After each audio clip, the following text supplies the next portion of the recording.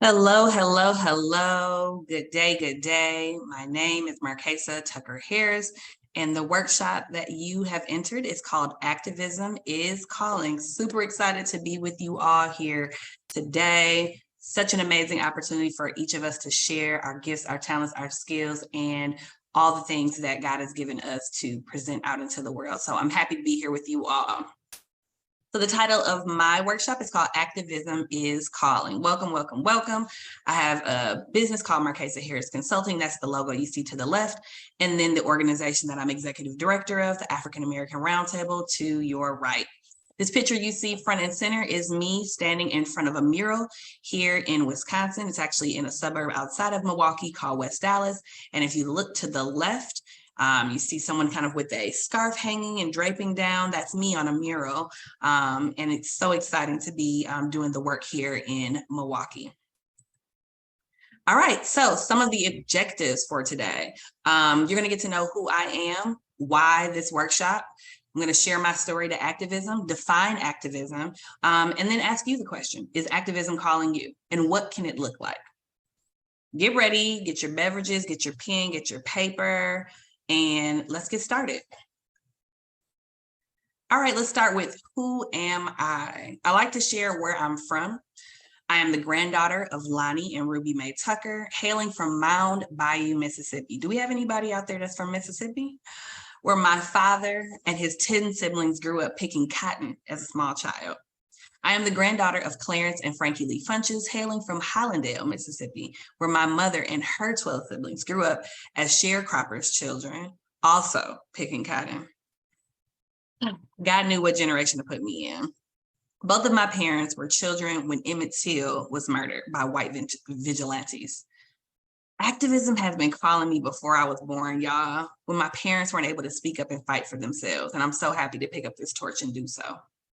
I am also the mother and daughter, sister and cousin, TT, godmother, and a daughter of God. The picture in the center are my parents and my daughter, Zoe Isabella. Let's keep going. All right, so I'm from Milwaukee, Wisconsin. I grew up near the suburbs where my parents planted themselves after wanting to be far as possible as they could from poverty in the Central City. You know, coming up through the Great Migration in the 70s, they wanted to be far away from poverty, but also they wanted to get away from Jim Crow laws and the mess that was going on in the South, right? Only to come to Milwaukee and be in more mess. Milwaukee, I won't say wasn't any better, but we definitely have our own issues.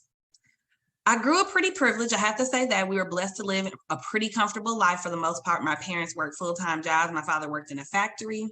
My mother worked in corporate America, and they own real estate throughout the Central City. So we've had those multiple streams of income all my life. Grew up in an area where it was a mixed neighborhood, Black, white people, older people, homeowners. So just an amazing place to grow up and live, but definitely far away from the Central City. Let me tell you a little bit more about Wisconsin, Milwaukee, where I'm from. Wisconsin is known to be the worst place for Black people to live. An UCLA report finds that K-12 schools in Wisconsin suspend Black high school students at a higher rate than anywhere else in the country, and has the second highest disparity in suspension rates, white and Black students. Milwaukee has the state's biggest city, suspends Black high school students at a rate nearly double the national average. It's unfortunate that, they say that Milwaukee and Wisconsin is the worst place for a Black person and to raise your Black children. Wisconsin's budget allots more funding for corrections than it does for higher education. Wisconsin also incarcerates most Black men in the country. There's a specific zip code that people talk about. More than half of the Black men in their 30s and 40s have served time. And in the 53206 zip code alone, 62% of all men have spent time in an adult correction facility by the age 34. So disturbing, so heartbreaking. A report from the University of Wisconsin-Milwaukee links the state's massive Black prison population to sentencing and policing policies that disproportionately affect Black people. Milwaukee is said to be the most segregated city in the country. This is where I'm from, y'all. Can you see why activism had to call me? So let me tell you a little bit more about myself before I get into the activism story. I left Milwaukee, went to Grambling State University, and thought, hey, maybe I will go and matriculate in mass communication. So I got my bachelor's of art because I thought I wanted to be the next Cheryl Miller. If you're not familiar with her, she's Reggie Miller's sister, an NBA basketball player who was a sports commentator. I didn't see a lot of Black women sports commentating. I thought, maybe I'll go and do that. So I did that. And I quite honestly have to tell y'all that this was something I wanted to do. Maybe not what God called me to originally, but I thought, why not try it?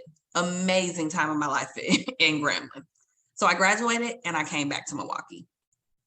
I came back to Milwaukee and thought, let's get it in. Let's get into these media jobs so I can become a sports writer. I thought, whatever way I can get in the door. So I began working as a radio producer for a sports and news program, then got a part-time job at an assignment desk as an assignment desk editor at an ABC affiliate, WISN, and later got a full-time job at a CBS affiliate doing the same thing as an assignment desk editor. You kind of sit at a desk, you listen to all the scanners, you share where reporters should go, where photographers should go to cover the news.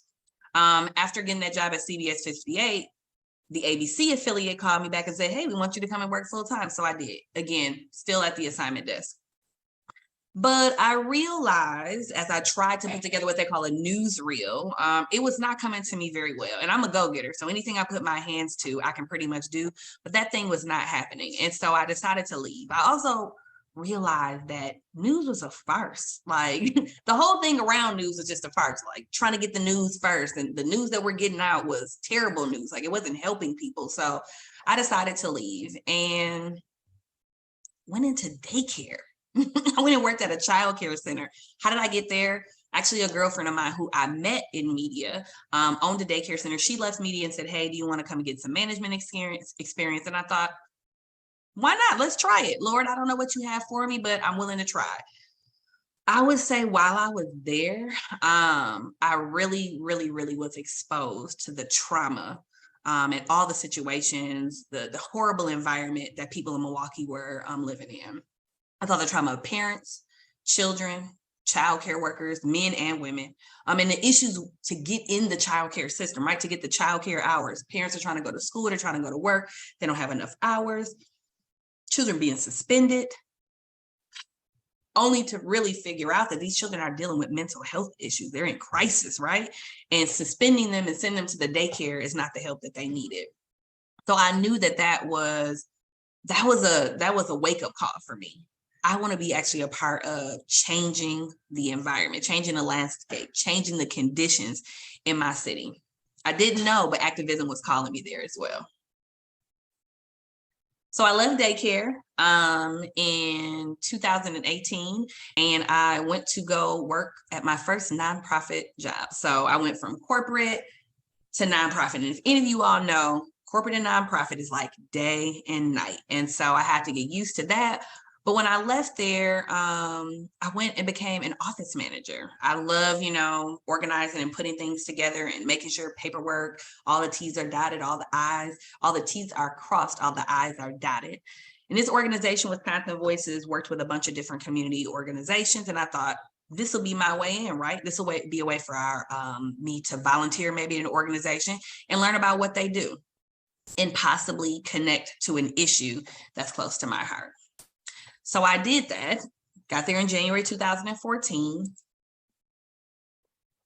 April 30th, 2014, I remember hearing a Black man, Dontre Hamilton, the man to the right, was murdered by a cop. The cop to the left, Christopher Manny, in the middle of the day, across the street from City Hall, and he was shot 14 times. I remember sitting on the couch watching a protest and seeing his mom and his brothers and other people in the community responding. I had never been to a protest before. I had never done, anything that I considered activism, but I felt a pull. I literally felt a pull off my couch one day. I hopped in the car, went to a protest, and just told the family, hey, I don't know how I can help. I don't know what I can necessarily give, but I'm showing up. I'm showing up and I want to help. And that's when my activism started. Officially, I would say, because like I said, it's in my blood, but that's when it officially began. So thankful I answered the call, y'all. So I became an organizer and an activist and fought for families who had been affected by police violence. That's me to the left at that same park where Dontre was murdered, Red Arrow Park here in Milwaukee, Wisconsin. That was me leading a chant, and that's me to the right, supporting Dontre's mother, Maria Hamilton, at a different protest, speaking truth to power, talking about our demands, what we want, the type of city we want. And so it was a very, how do I describe it? It was a God divine moment in my life. This is me. Also, I fought for families like Jay Anderson. Jay Anderson was also murdered by a cop here in Wisconsin, actually a suburb right outside of Milwaukee called Wauwatosa. And that's me to the right wearing a shirt that says Justice for Jay. And then I also fought and continue to fight. These are just some of the families for Seville Smith. He's the person to the right holding his son. And that's me to the left at a common council meeting that we disrupted when we wanted to push back against a public safety plan that the city was trying to push on us without our input. I remember that day, just as clear as day. My activism had been activated at this point, y'all. So what is activism?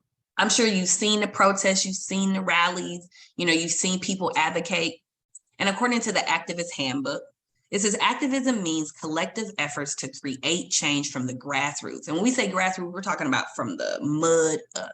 We're talking about the people who are closest to the issues. We're talking about the people in the communities, the people in the neighborhoods. You might often hear grass tops as well. And that's more like the community organizations and nonprofits who work from this structure of not being in the community, but having their hands in all of these different community issues, but not really knowing how it's truly affecting people. They don't have lived experiences either.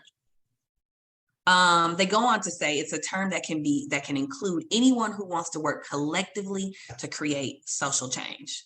You don't have to be an expert to do this. I wasn't, I went to school for mass comm. Remember, I didn't know anything about white supremacy. I heard of these things. I didn't know anything about, structural racism and all of these other things.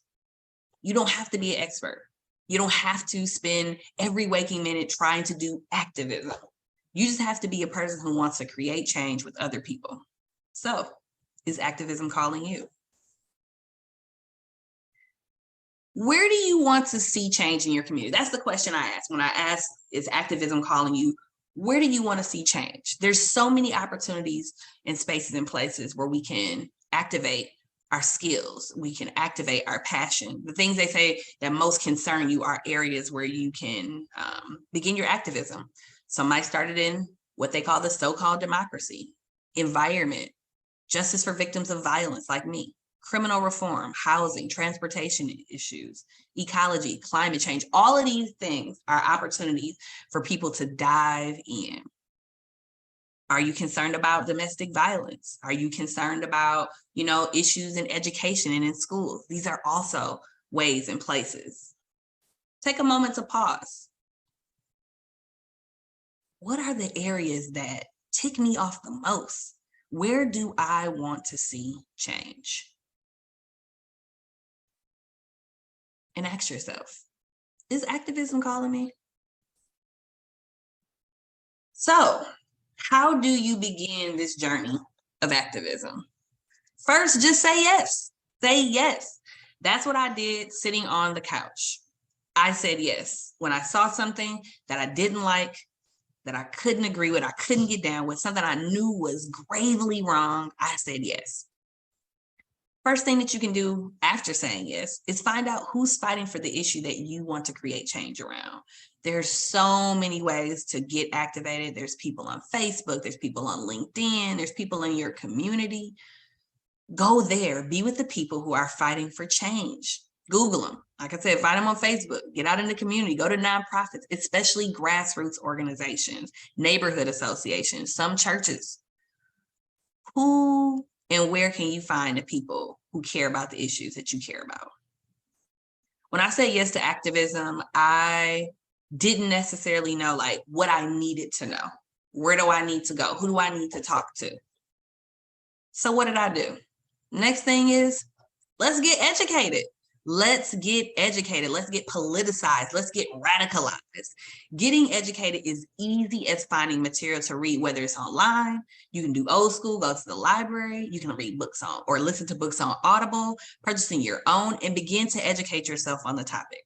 Studying the topic with other people, those people that you're going to go build with, sit down and say, let's do a book club. Let's break down some of these terms. Like, I don't know what this means. We call this moment a moment of politicization and radicalization. It's the type of study and education we hope for the work as Black people, that what we need will lead to cultural, intellectual, action-oriented labor aimed at disrupting social, political, economic, and cultural norms, originating in this anti-colonial, anti-slavery efforts. Like, we have the power within ourselves to do this work.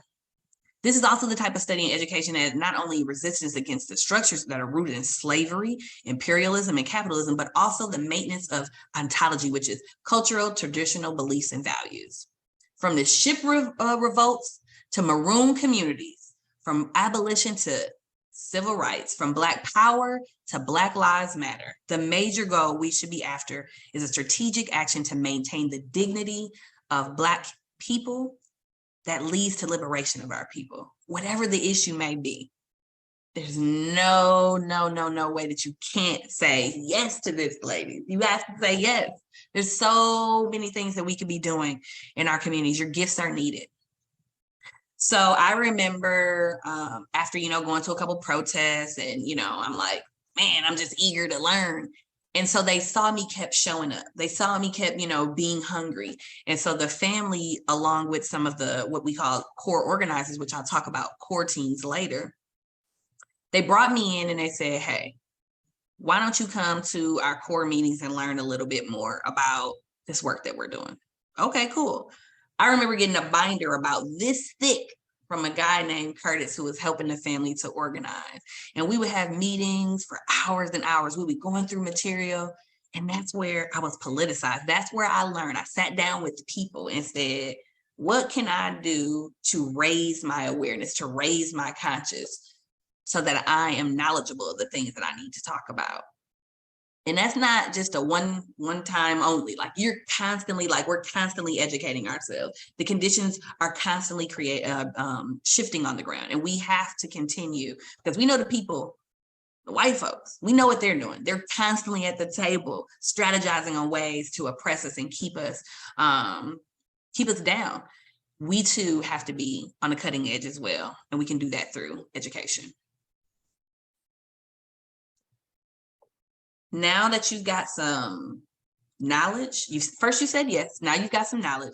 Now let's get organized. And this is to transform a group of individuals into a powerful movement. That's why we organize. We recommend you find, again, like-minded people and start organizing yourselves together around this thing that you care about. Like, I've told my daughter about it. I said, if you don't like something at school, organize around it. Talk to other people about it, see how they feel. And they say, you know what? I don't like that we don't get movie nights, on the weekends, when we're away from school. I don't like that we don't get to have free lunch, or I don't like, something that they don't like. Organize around it. No matter whether you just decide to take the action or you like to improve something around you. And within organizing, you have to build the capacity. You have to grow the movement. You have to continuously be bringing people in. That's what we talk about when we say people power. You have to attract new people by making yourself, your values visible.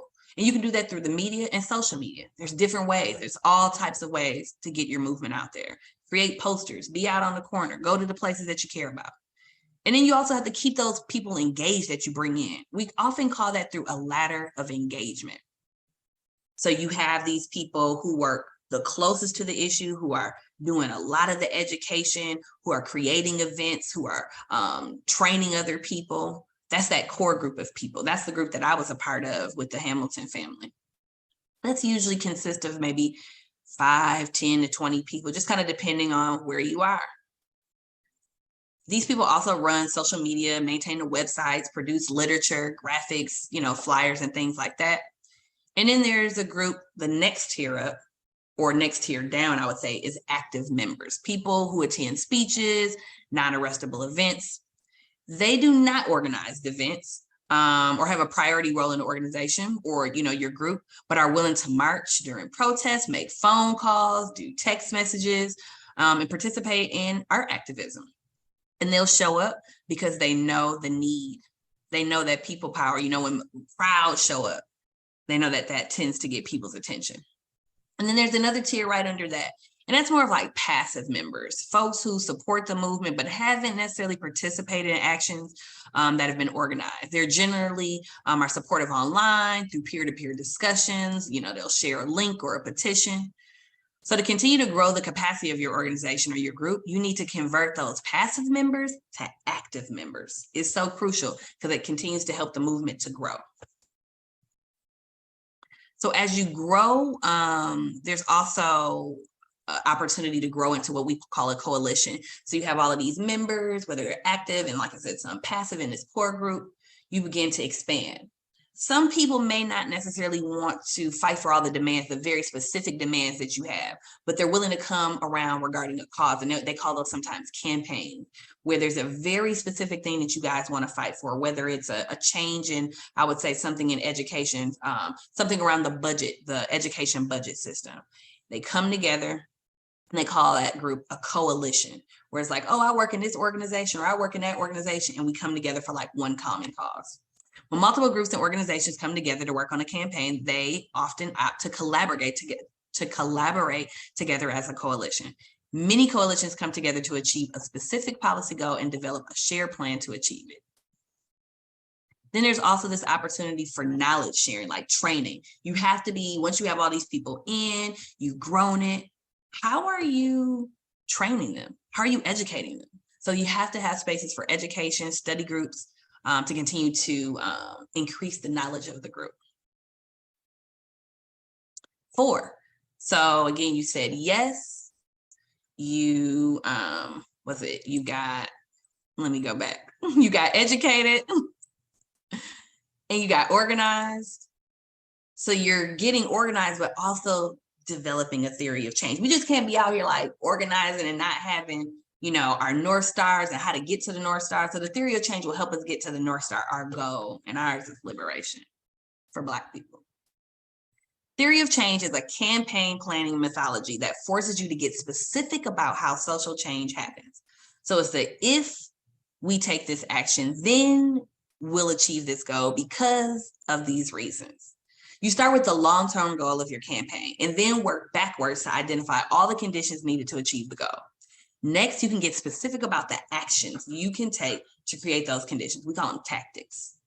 Developing a theory of change can be particularly helpful during the early stages of campaign planning. It guides you to choose the right tactics to most efficiently achieve those outcomes, and helps you to avoid the common mistakes of jumping immediately into an action without connecting today's tactics with tomorrow's strategies. Like you just can't, and that's definitely been a problem in activism, where people just think that they can just jump in, not have the tools, not have the knowledge. Those kind of things won't last. That's definitely not what the Black Panthers did. That's definitely not what the civil rights activists did. They had plans. They were meeting those mass meetings, educating themselves.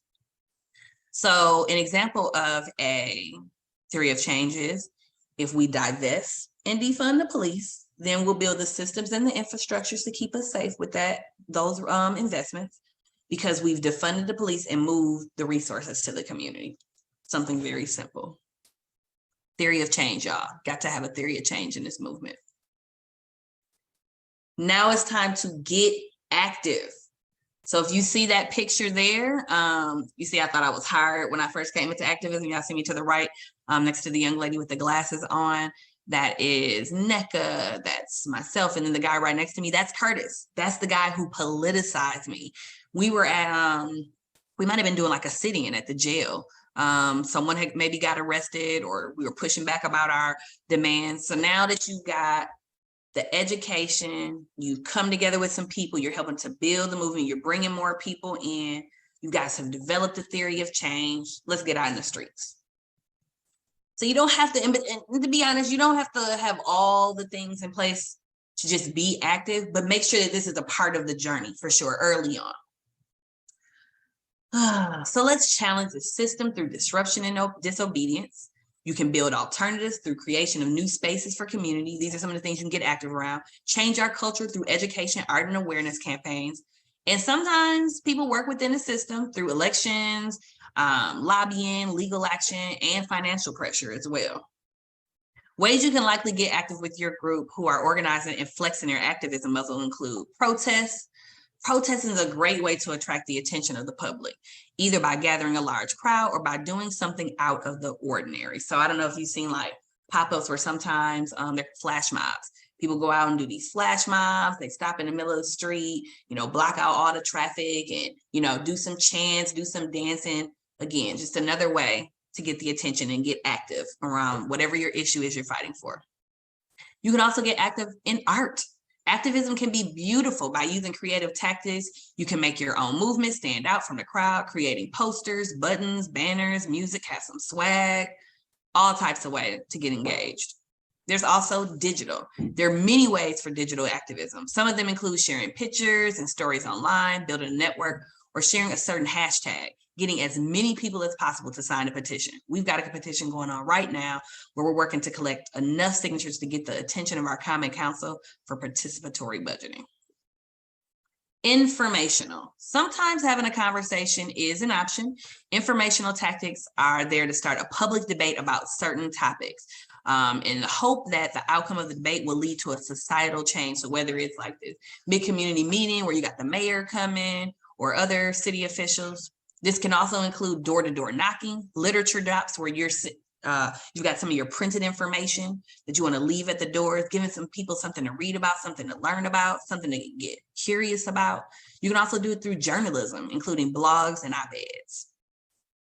Institutional activism.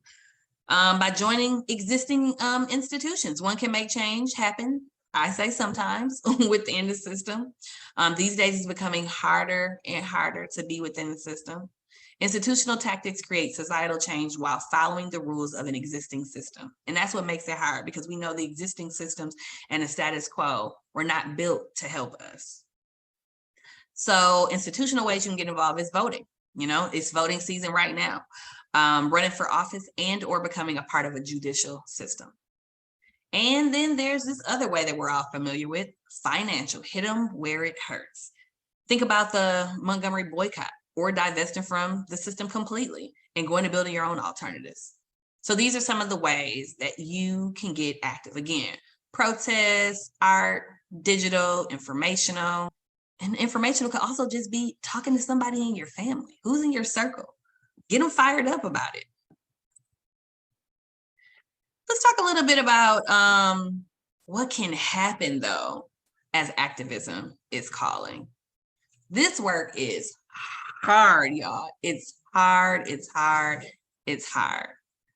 So you need to prioritize yourself and others' well-being through this self-care and communal care. I know we hear the term self-care all the time. Sometimes it's very loosely used. But we have to ensure that we're taking care of ourselves and creating space for others to care for themselves as well. Self-care and communal care can be defined as those activities that are done to improve your and those around you's daily life. That improvement can be emotional, mental, social, spiritual, or physical. So some of the ways, I have some things listed here of ways that you can actually care for yourself. And I'm sure some of these are familiar. Disengage from social media. It is okay not to engage with trolls or just to take a break, period. Take a break from your phone. Take a break from watching the news. I don't even watch the news anymore. I go and find my own news, but watching the 5, 6 o'clock or 10 o'clock news, it just was not good for my mental health. So I've disengaged. Give yourself permission to say no. Who's still working on saying no? I know that I am. I have to continuously remind myself that you can't do it all and the work is going to be there. And that's why it's so important for me to develop leaders. to develop leaders, because we need to share this load of the work, but we also need to take rest. We need to take a bath. We need to go get our nails done. We need to go have lunch. We need to go and experience joy. So honor your body's needs. Eat, drink water, repeat, joy, take a nap, and do it all over again. And invite others into that. Find your community of folks that will affirm your experience and love on you. Practice lots of love. Expand yourself out.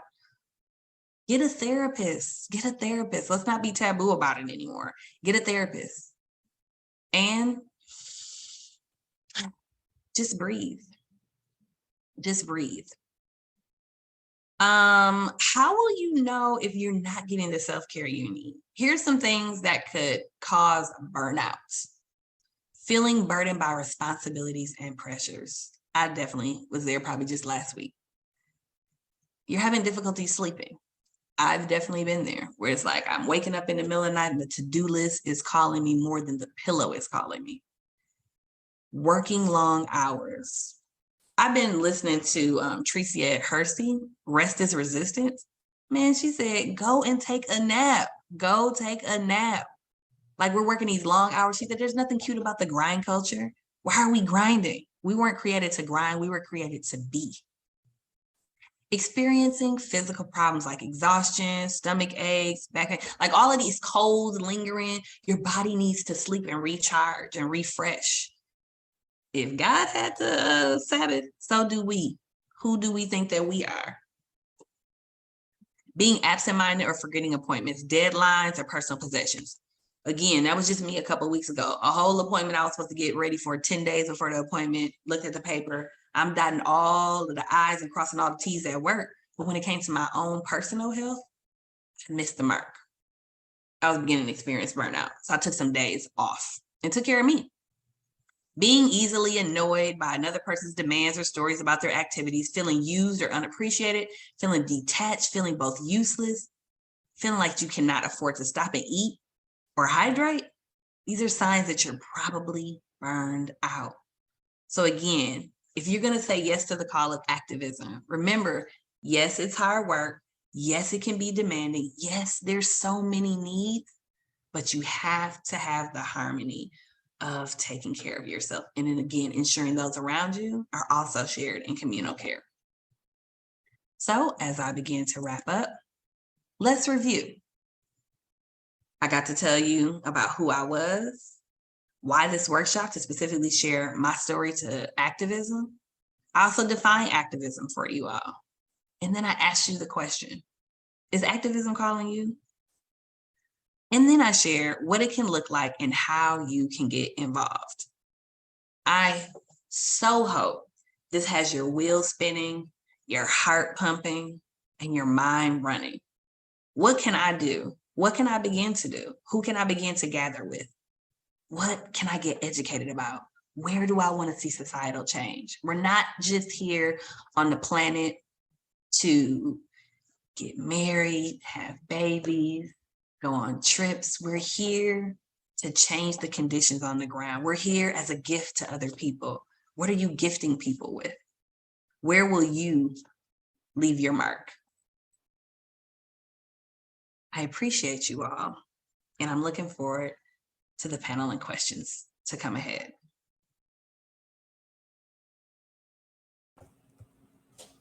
So good, Markasa. Thank you so much, sis. Can you hear me? I can hear you. I don't know why my camera is not working. Take your time, sis. Take your time. People are lighting it up with hand claps and hearts and comments. There's a lot of questions for you, Mama. Thankfully, we have 18 minutes to get through these questions, so y'all do not hold back. I promise to work to get through as many as possible. But Markasa, you really did break down like the tactical approach to being successful at this thing, where it's not just a viral moment, but it is literally a sustainable movement. So thank you so much for the vocabulary and the strategy you gave in your workshop, Mama. You're welcome. I don't know. I don't know what to do. It says AirMe has access to your camera from your browser. Other applications are not using your camera. There's nothing else using my camera. Oh, I don't know what to do, but I'm here. I'm here.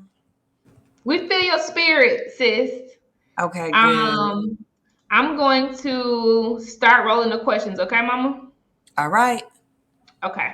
So first one is from Anika Jones, and she asks, what specific documents should there be in place, or do you recommend if we're organizing from ground zero? I'm gonna say that again. What specific documents should there be in place, or do you recommend if we're organizing from ground zero? Yes, thank you, Anika Jones from Dallas. I appreciate the question.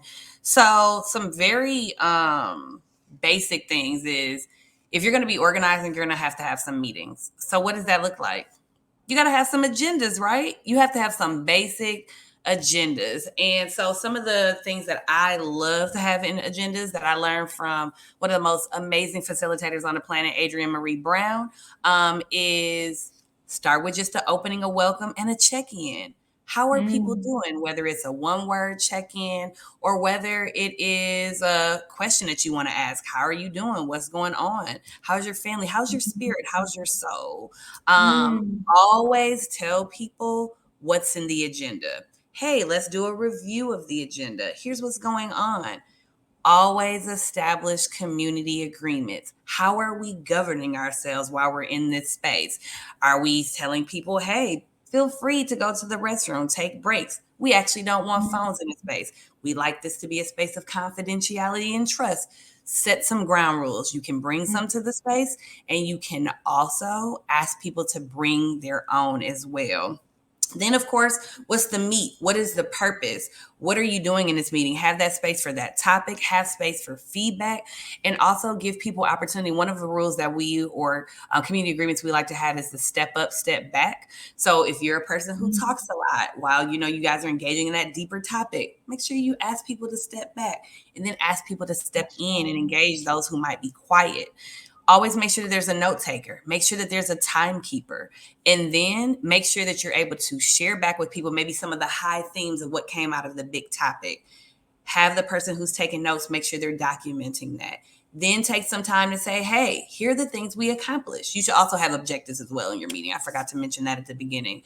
And so at the end, you can go through it. Did we meet these objectives? Did we talk about these things? And don't feel Mm, bad if you don't get to all of the things, because guess what? Sometimes you won't.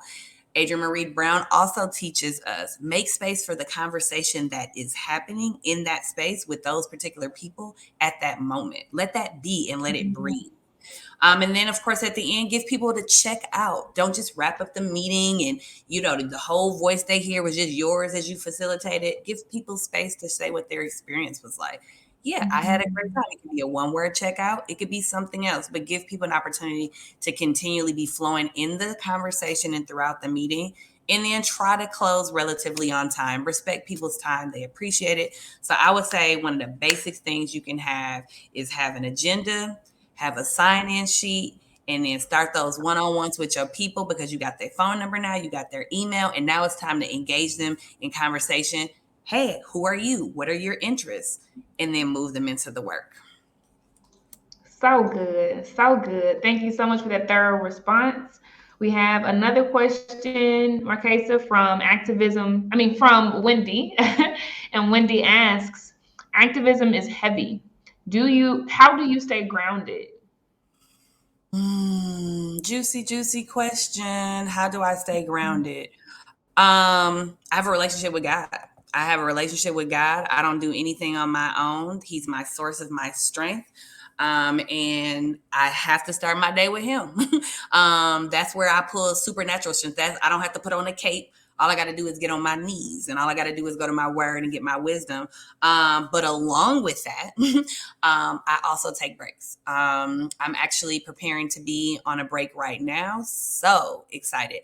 Y'all, I'm going to be off from Monday, December 12th through January 16th. I'm not going back to the office till January 17th. So when I say breaks and rest, like one word that God constantly gives me is like rest. I need you to rest. I need you to rest. I need you to rest. Like the answers are already inside of you. You don't have to dig. You don't have to rehearse. You don't have to work hard. You don't have to pull it from here. You don't have to have 50 million meetings to get to it. The answers are inside of you. So taking breaks, rest, learning to say no. Again, turning off social media, turn off the news sometimes, and also boundaries. Boundaries with your mama, boundaries with your kids, boundaries with your husband, boundaries with everybody, because you need your own personal space to breathe. You need your own personal space to just be. Again, you have to have opportunities to just be. So take a break, whatever your spiritual practice is, ensure that you're getting that. Communal, fun, social time, like balance it out. You can't be all work. One key ingredient I just recently told some of my homegirls is like, I have to have girl time. I love my husband. I love my children. I love my work, but I love social time. So give me some social chill time, some downtime. And then I also would say food and practicing Black joy. Those also keep me grounded. Like, give me some good food and make sure I got some good music and make sure that I have some Black joy somewhere up in the space, and show me all the baby pictures and give me all the baby cheeks to pull and love. So give me my niece and give me my nephew. Those are the things that keep me grounded. I love it. Super, super dope. Okay. And the next one is coming from Aaron. And Aaron says, I hate watching the news as well. Where do you get your information from? P.S. I just finished State of Emergency by Tamika Mallory. Yeah. So, people in the community, the people know that the people carry the news. We're constantly, in communication with people, whether it's through Signal app, which is an app on your phone that you can have some encrypted conversation. So it's really being engaged with the people on the ground. You're always going to know what's going on in your community if you're in touch with the people in your community. And so people are texting me. And when I do go on social media, when I'm not on breaks, I'm utilizing social media. Like, there are people in the community that I know are in the know. I know that they're in the news. And then also just sometimes it's doing your own research. YouTube, you can definitely find some good stuff. I'm not gonna lie, TikTok has some stuff too. You know what I'm saying? You have to eat the meat and spit out the bones. But sitting down and watching CNN, CBS, NBC, I'm not going to do that. But what I will sometimes do is go and just see top lines. I'm not going to dig too far into the stories.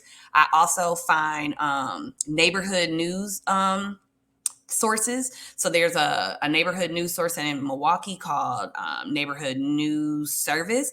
They do more community oriented news. There's a Black woman, Nakia Stone. She has a paper called Carved in Stone. And then guess what? Create your own news. Like, my organization, we're hoping to get a youth podcast started, and they're going to be doing the news. You know what I'm saying? So give people options, find out in the community who's got the know, who's got their ear to the ground. Stay connected to those people. Create opportunities to create your own news. Write your own news, your own blogs. Find out people in the community who are writing their own blogs, who are doing social media lives, who are talking to people about what's happening in the community.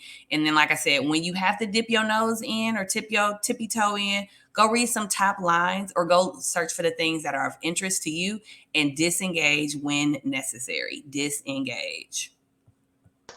Ashay, you off the chain, Markasa. Okay. I wish I could get this camera working. I'm so salty. Girl. If you want to go out and refresh your browser and come back in, you can. Now, I can't answer their questions, okay? But we will wait on you, okay? No. I'm going to keep it going because, y'all can see my profile picture, and I want to make sure I get all the questions answered and take the time that I said I was going to take. So I'll be good. Ashay. Okay, so the next one is from Andrea. I'm sorry if I said your name wrong, Mamacita. And she asks, Are you on more than Twitter? What are your other social handles? Yeah, I'm really So first of all, y'all, I have two phones. I have a work phone and then I have a personal phone. I just recently lost my personal phone like a month ago and I've been protesting buying a new one. So I'm really not on Facebook because I haven't logged in from my personal phone because I don't have one. But I am on social media and it's my name, Markasa Tucker-Harris. I'm on Facebook. And Instagram, I'm on there again, just very rarely. And that's the THE, the number one alternative. I'll put it in the chat. But again, it's very rare, guys, that I'm on Instagram, Facebook every now and then. But my work, if you want to follow my work, I can give you the social media handle on Facebook for the Roundtable as well. Yes, the alternative, that's an organization I started back in 2011 where I was organizing art, folks in the arts outside of the Christian four walls. So I noticed when I was going to church, there was not a lot of people doing arts. Like there was no poets, there were no dancers, there were no rappers. And I'm like, I love worship, but this is a little dull. Like God gave us a bunch of gifts. And so God said, well, go create a space called the alternative and bring people into a space outside of the four walls to use their gifts to share about my glory. And I was like, oh, let's do it. So that was an organization I started. So I've been organizing since 2011, started more pulling people out of the church, coffee houses, out in the community at community engagement events. And that's since kind of morphed and turned into more of like a learning community space with some women. And I believe that God is going to allow that platform to also blossom. And I'll be doing my more consulting in the community through that and also ministry with my husband. I love big founder energy. I love it, sis. You will build it. Okay. It's going to happen. Yes. Big founder energy. Okay, super, super, super dope. I'm going to show some stuff. This is from Anika Jones, and she says, Miss Casey Ariel, can we organize under Blaze as a giving circle?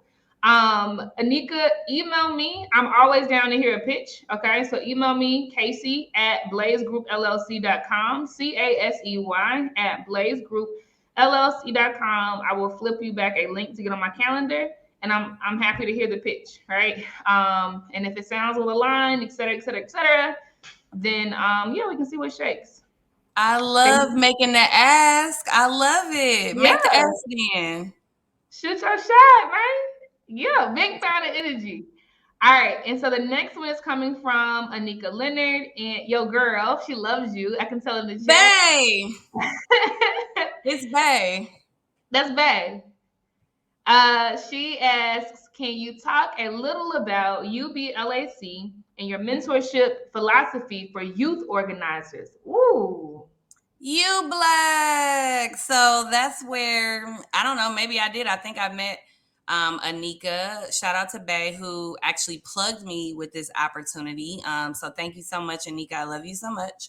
And somebody said in the comments earlier that Milwaukee is popping. You are right. And so You Black started, and I mentioned some of this work in my my presentation. I've helped to organize around families who have lost their loved ones to police violence. And so You Black, Uplifting Black Liberation and Communities, was a grassroots organization I helped to found with Anika and a bunch of other dope Black women. And so a Black man named Savelle Smith, who again I mentioned in my presentation, was killed by police. And we understood that our community at that time, it was hot, it was going to go down. We felt it, and we were like, we need to organize. There was no grassroots organization that was on the ground organizing around police violence in that way. And so we said, let's answer the call. We said, yes, I'm answering the call. I remember us engaging at a place called Urban Underground, where we met and we started to talk about like, what are we about to do? What's about to go on? So we just started to develop space where we could organize with people. We started having meetings. We started to go out after Savelle was killed. We were on the ground. We were ensuring that people had medical supplies. We were ensuring that people had the support that they needed. We were at the jail when our homegirl got picked up and arrested. We were on social media giving people information. We started to organize community space meetings where people could come together and talk about the things that they wanted to do, the tactics we were going to use to win and get the support, the love, the investment, all of the things that we needed from the community. So we did a lot of work there. I definitely got my feet grounded doing that work as well. We did that alongside some young people. And Anika, you also asked, what is the strategy around youth engagement? I'm so glad you asked, because the organization that I'm currently the executive director of, the African American Roundtable, we are actually getting ready to hire a youth organizer in 2023. So we understand that this work cannot be done without young people. They have to be at the forefront. They have to be leading. So last year alone, we engaged, just starting off without a youth organizer, we engaged over 70 young people in Milwaukee. We did some youth sessions. We asked them, what does community safety look like to y'all? And we asked them to submit artwork. And we did a contest, and we stipend people for their labor and gave the winner $1,000, because our organization is blessed and we have foundational grants that support the vision that we see to bring young people in. From there, we had a space where we said, okay, so this is you guys' vision. You submitted these art proposals. Now let's create a beautiful billboard. So we created a billboard with the youth inspiring it. And it's now on the side of a daycare in Milwaukee. Anika, next time you come to town, ride down to Tonya and Hampton and see Miss Tasha's daycare. It's a beautiful art mural that shows what a liberated Milwaukee looks like to them. And it's got children, it's got people playing chess, it's got flowers, it's got hearts, it got bloom, it has a sky. It's just a beautiful piece. And we were so happy to be able to sew into their leadership. We allowed young people to help to create this space, the listening sessions to facilitate. We taught them how to put together agendas, how to facilitate meetings, how to run a listening session. And so now the youth organizer will come in next year. We hope to bring in one of those people, the young people that we've been working with and that we've been building their skill, of course, bringing people from the inside, and then we'll help to build their skill to be an organizer, to build upon the work that we started and to take it to the next level and build a whole youth arm in our organization that feeds into our membership, also feeds into our base, and gives them opportunities to engage in the same civic engagement opportunities that we offer: asset mapping, leadership, participatory budgeting, steering committees opportunities, text banking, phone banking, all the things, digital opportunities. We're giving them all of the opportunities. If the adults doing it, they doing it, and they're probably doing it better. Let's just be honest. So good. Okay, I got a curveball for you, Markasa, because I'm going to help you meet your challenge of answering all the questions. So in 45 seconds or less, okay, could you answer this question from Chrissy? And she asks, besides social media, how does one find how to begin on structural change/reform? There are statistics for crime, but where can we deep dive for factual information? Yes, I would say get on the internet and do some reading. I would offer, let's see here, Miriam Kaba. Look up Miriam Kaba, M-A-R-I-M. Let me see. I'm just going to put in here before I mess up her name. Miriam Kaba. Look her up. Look up Andrea Ritchie. These are people who do some amazing work out in the world. Put in the subject that you're looking for. Put in the subject in the internet and find Black authors. Who's doing work around it? Who's doing research around it? Again, find those organizations that could also be doing that work in your community and reach out. I'm interested in this. I don't have all of these tools. I don't have all of the things that I might need, but I need your support in doing it. And you can also email me. I can help you jump into the water as well and help you find those things in those places that could possibly lead you in the direction as to where you're trying to go. But these are some of my favorite people that I just mentioned. They do a lot of work around divestment, survivor work, but they definitely could find some places and you could probably find some places and some spaces and some resources in regards to the work that you want to do. You did good. Look at the time. You did good, sis. Thank you so much for pouring. You are absolutely phenomenal. We are so honored to partner with you, sis. And you've literally sparked the flame that's going to change the world via a whole lot of people that are listening right now. Thank you so much. And I love you deep. For real, you stuck with me now, Markasa. Let's do it then. Let's change the world together. It's been so good to spend time with you all. Much love to you all. Be great, be great, be great, be great, and say yes. Say yes. Ashe. Thank you, sis. All right, y'all. So we're at the bottom portion of the day for those who have been rocking since this morning. Wow, incredible. I hope that you are full. I hope that you are energized. And more importantly, I hope that you have proclaimed the things that you are going to do, right? And have taken these actionable steps, okay? All day. Rakita said she did what she did, and she showed up and 2 people were there and just kept going, right? And we've heard over and over and over and over again about how founders have showed up to solve real problems, and they keep showing up, right? And we've showed up for them, right? The black and green list spreadsheet that Yvonne created. Appreciate you, Yvonne. She's dropped it in the chat, or I've dropped it in the chat for her, okay? Add your ideas in there. Obviously, that was coming through on the chat, and I will flip it over to Dr. Kristen. We're going over to hear from our girl, Anika, okay? She's about to do a Blaze talk to end our slate of speakers for today, and it is called Cozy, Might I Suggest, ... Okay, and then Neff is going to close out the day with a journal wind down session called Chakra Alignment, because we got a journey, y'all. Okay, so have your notepads and pens or pencils ready for that. I'll see y'all in Anika's session right now. Peace.